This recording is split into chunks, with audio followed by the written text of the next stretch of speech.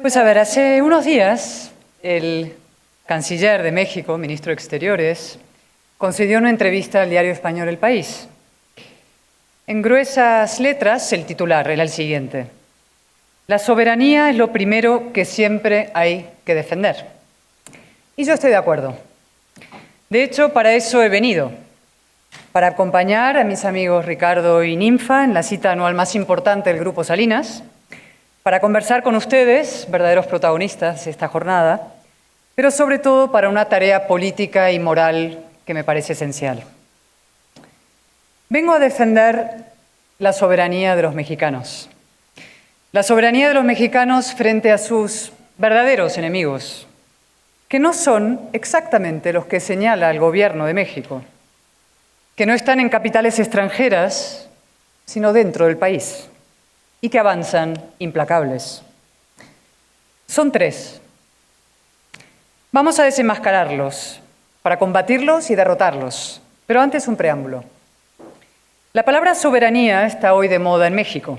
En realidad siempre lo ha estado. México es un país orgulloso, de bandera grande. No sé si lo saben, de hecho, una anécdota. La bandera de la Plaza Colón de Madrid, la más grande de España, nació aquí. En una visita a México como presidente, José María Aznar vio la bandera del Zócalo y dijo: yo quiero una igual o más grande. México inspira orgullo, incluso a los demás. Conquistó su soberanía en la independencia, la defendió frente a invasiones extranjeras y hasta la convirtió en doctrina, la doctrina Estrada. A este hondo y arraigado sentimiento nacional se unen algunas circunstancias. México sabe lo que significa tener un vecino que pesa mucho y pisa fuerte. Y sabe también lo que significa ser mirado con condescendencia. No me refiero a una mirada colonialista. México nunca fue colonia. Fue virreinato, complejo, mestizo y deslumbrante. Me refiero a una mirada hipócrita. Es asombroso. Todavía hoy muchos europeos de izquierdas defienden para México lo que jamás defenderían para sí mismos: una revolución comunista, un régimen de partido único, una dictadura perfecta. Turistas del ideal, los llamo yo, aunque en realidad habría que llamarlos racistas. Lo dijo nuestro añorado Mario Vargas Llosa hace ya 40 años o por ahí, en un famoso debate con el escritor alemán Günter Grass, y su denuncia sigue vigente. No hay forma más sutil ni más perversa de racismo que defender para América Latina aquello que jamás aceptarías para tu propio país. Como si la libertad o la seguridad fueran lujos reservados a los europeos, como si los venezolanos, los cubanos o los mexicanos no estuvieran preparados para un orden plenamente democrático. ¿Qué quiero yo para España? Libertad, seguridad física y jurídica, separación de poderes, pluralismo político, democracia plena. ¿Qué quiero, por tanto, para México? Exactamente lo mismo. Y por eso les pregunto: ¿qué queda de la soberanía nacional mexicana cuando millones de ciudadanos han perdido la soberanía sobre sus propias vidas? Frente al narcotráfico, frente al poder político, frente a la dependencia económica. La soberanía no es una bandera, no es un discurso inflamado contra el extranjero, no es un reproche histórico lanzado desde una mañanera. La soberanía empieza en algo mucho más elemental: poder salir a la calle sin pedir permiso a un criminal, poder abrir un negocio sin pagar extorsión, poder publicar una verdad sin calcular su coste en sangre, poder votar sin que nadie haya decidido ya el resultado en un despacho sin ventanas. Un país no es soberano solo porque nadie lo invada, también tiene que impedir que otros poderes lo vacíen desde dentro. Lo diré con la claridad que me caracteriza y que en tantos problemas me acaba metiendo. Quien amenaza la soberanía mexicana no son los Estados Unidos, no es España y desde luego no es la historia, Hernán Cortés o Isabel la Católica. Lo que amenaza la soberanía de los mexicanos son tres fenómenos o flagelos internos y corrosivos. 1. El crimen organizado. 2. el populismo autoritario. Y 3, la mentalidad de dependencia.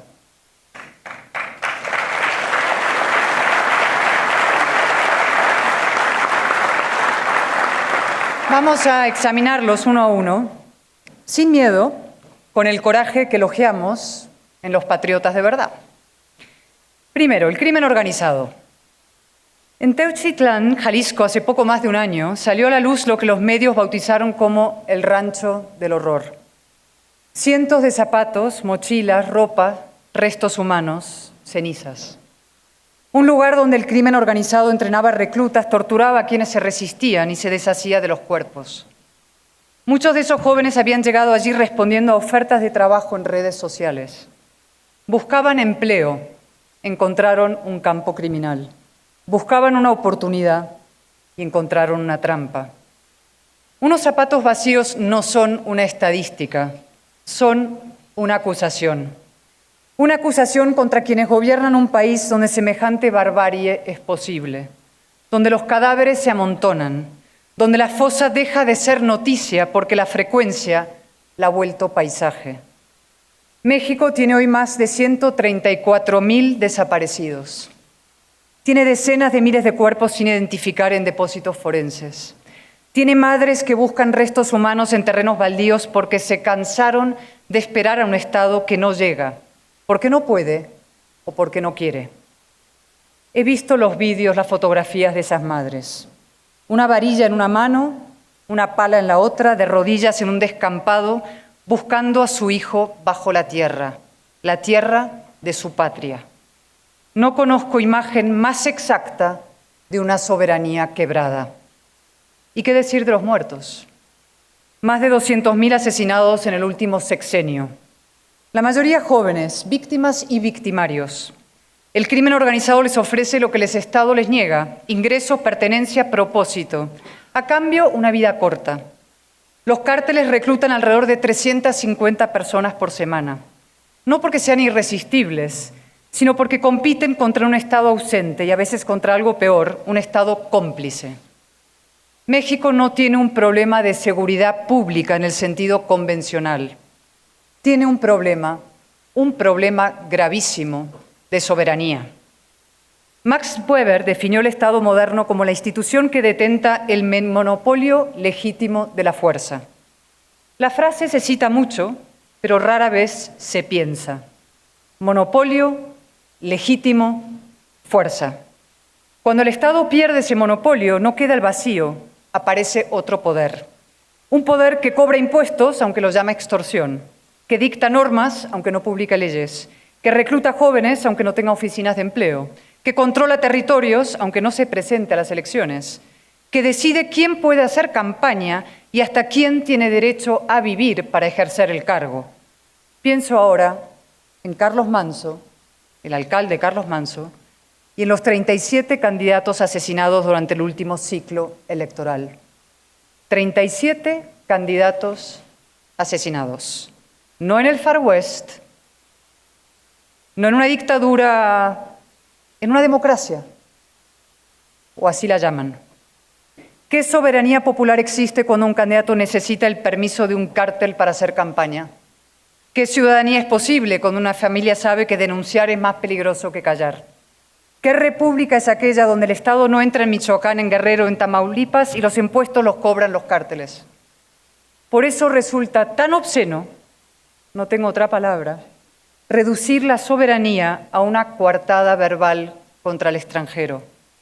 Se exigen perdones históricos por agravios de hace 500 años, mientras miles y miles de mexicanos esperan justicia por crímenes cometidos hace 5 días, 5 meses, 5 años. Se invoca a Cuauhtémoc mientras las madres de Ayotzinapa llevan más de 10 años sin una verdad oficial creíble. Se piden disculpas por la conquista, mientras en Jalisco siguen apareciendo fosas, tantas, tan seguidas, que ya no son noticia. El perdón no es colectivo ni retroactivo, así que menos teatro histórico y más responsabilidad contemporánea. Defender la soberanía es impedir que el narco se apodere de tu territorio, de tus instituciones, de tu Estado. Defender la soberanía es combatir al crimen organizado, no pactar con él, ni mucho menos plegarse ante él.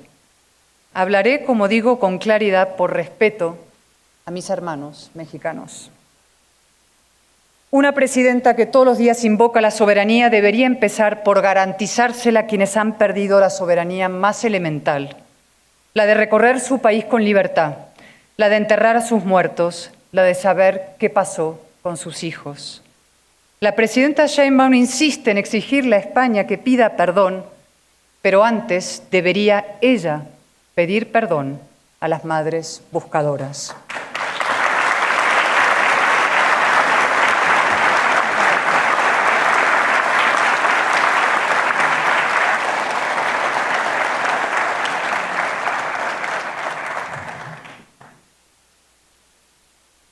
Dos, el populismo autoritario, el autoritarismo, sin más. El segundo enemigo de la soberanía es más difícil de detectar. No deja fosas abiertas ni zapatos vacíos. Trabaja con decretos, mayorías parlamentarias y ropaje constitucional. Y muchas veces, atención a esto, en alianza con los mismos criminales de los que acabo de hablar. La captura del Estado mexicano, su pérdida de soberanía, no proviene de un solo frente. Proviene de dos frentes que se funden en uno. Por un lado, los cárteles ocupan territorio, compran voluntades, imponen su ley. Por el otro, el populismo autoritario desmantela las instituciones que podrían frenarlos, elimina los contrapesos que podrían controlarlos, destruye los árbitros que podrían juzgarlos. Juntos, los enemigos de la soberanía se potencian. El narco necesita impunidad, el populismo necesita financiación y amparo. La fusión tiene un nombre: narcoestado, el antónimo exacto del ciudadano soberano. Donde manda un narcogobernador, no hay gobernados libres. Donde hay un narcopresidente, no hay república. Donde el crimen y el poder se confunden, el ciudadano se convierte en súbdito, sino en rehén. Esta es hoy la mayor amenaza a la soberanía de los mexicanos. No viene de fuera. No la ejerce ningún gobierno extranjero con marines o servicios secretos. La imponen quienes dicen gobernar en nombre del pueblo, pero lo hacen en beneficio propio o de poderes fácticos que nadie controla. Lo comenté la primera vez que intervine en esta universidad, bastión del conocimiento y de la libertad. La democracia no consiste solamente en votar. Las urnas otorgan un mandato, no una patente de corso. Ganar las elecciones no da derecho a quedarse con todo, con el Congreso, con los jueces, con los árbitros, los reguladores, la información pública, con la verdad oficial. México conoce bien ese sistema. Lo sufrió durante décadas. Las siglas han cambiado, pero conviene reconocer el perfil, la silueta. El gran Octavio Paz lo llamó el ogro filantrópico. Vargas Llosa, la dictadura perfecta. Ese Estado que tutela, protege, concede, abraza, que va ocupando todo el espacio vital de la sociedad para someterla. El ogro no ruge, habla en voz baja, con una cierta cadencia metálica. Esa es su eficacia y su peligro. Primero somete al Instituto Electoral y al Tribunal Electoral. Luego transformaron una mayoría electoral en una mayoría constitucional que los ciudadanos nunca les habían concedido expresamente. Con ella capturaron al Poder Judicial, el último gran contrapeso al poder. Y después siguieron con el resto. Competencia económica, telecomunicaciones, transparencia, protección de datos, derechos humanos. Una institución tras otra, metódicamente, sin estridencias, sin rupturas aparentes. Así avanza lo que un día llamé los burros de Troya a la democracia, con paso lento pero firme. Hay una diferencia entre reformar una institución y someterla.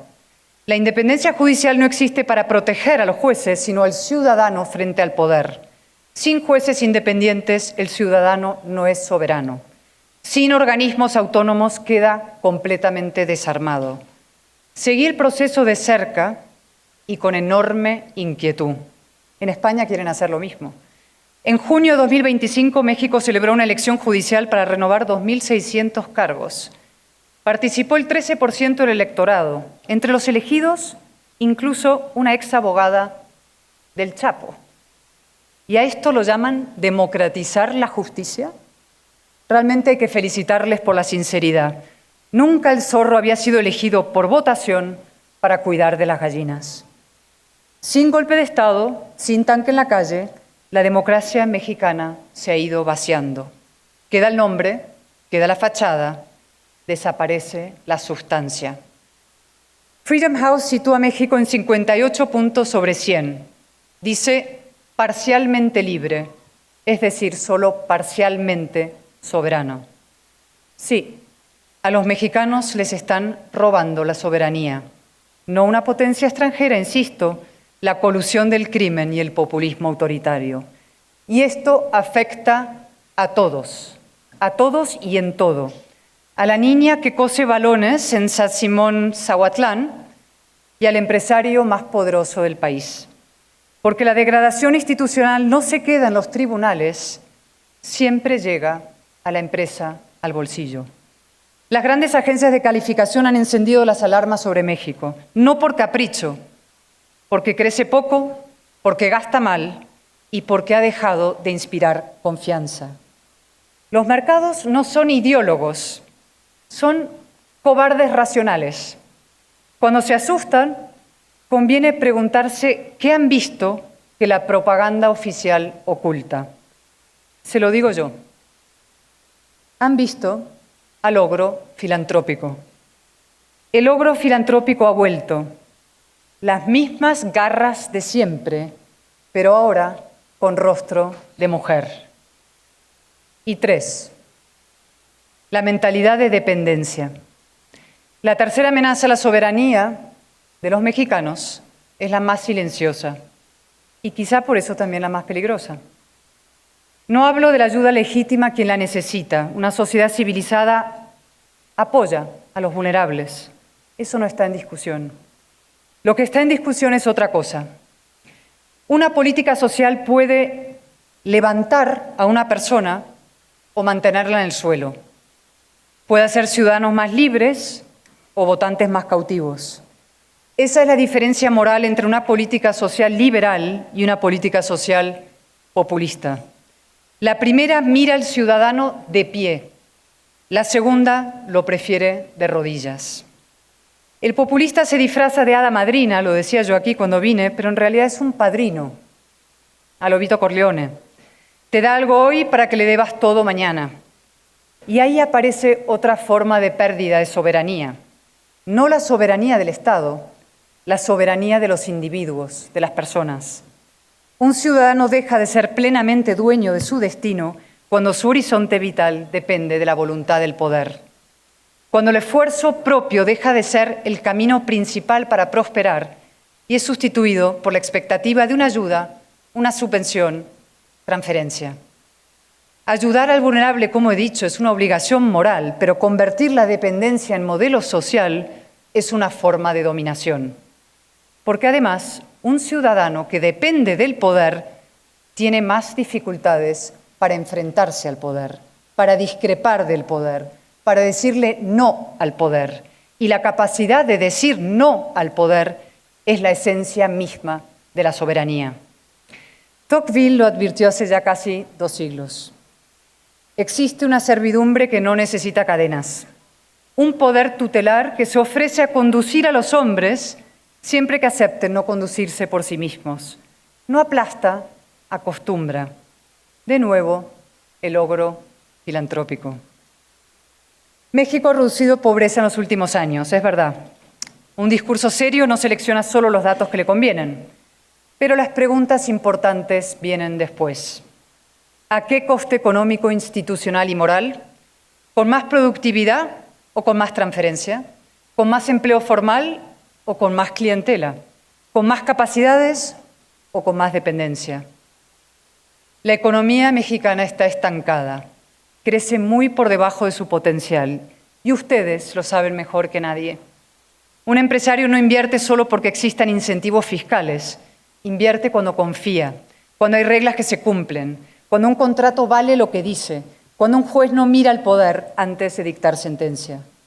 Y un joven no emprende solo porque tenga entusiasmo, emprende cuando percibe que el esfuerzo tiene sentido, que el mérito existe, que no todo depende de a quién conoces o a quién le pagas.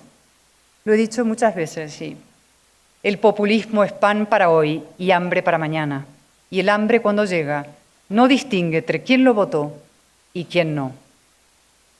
Sí, he venido a defender la soberanía de los mexicanos, con afecto, con preocupación, pero también con esperanzas. México tiene activos impresionantes, una posición geográfica envidiable, una base industrial formidable, una juventud inmensa, una oportunidad histórica de diversificar vínculos con Europa y una cultura empresarial poderosa, como demuestra esta misma sala. La cuestión no es si México tiene potencia, que la tiene. La cuestión es quién la ejerce y para qué. Y aquí quiero dirigirme directamente a todos ustedes. No vengo a halagarles, vengo a emplazarles.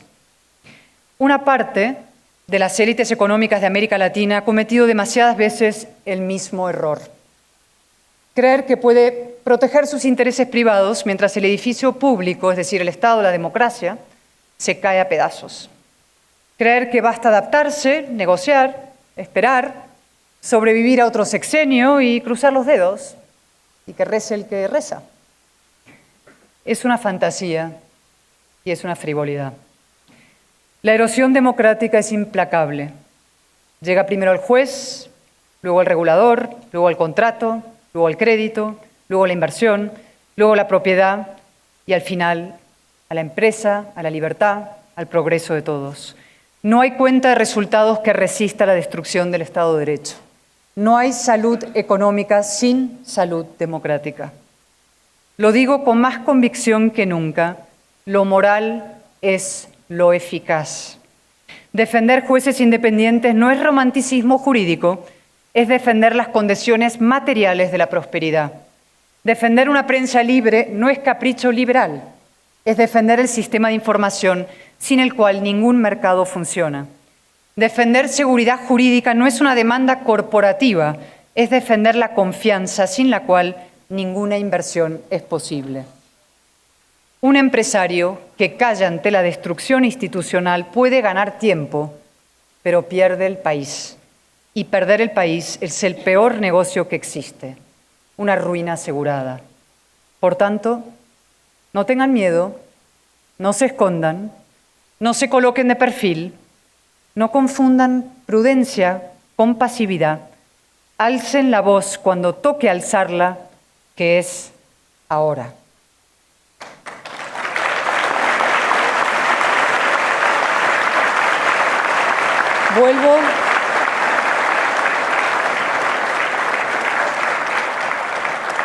Vuelvo al principio. Soberanía.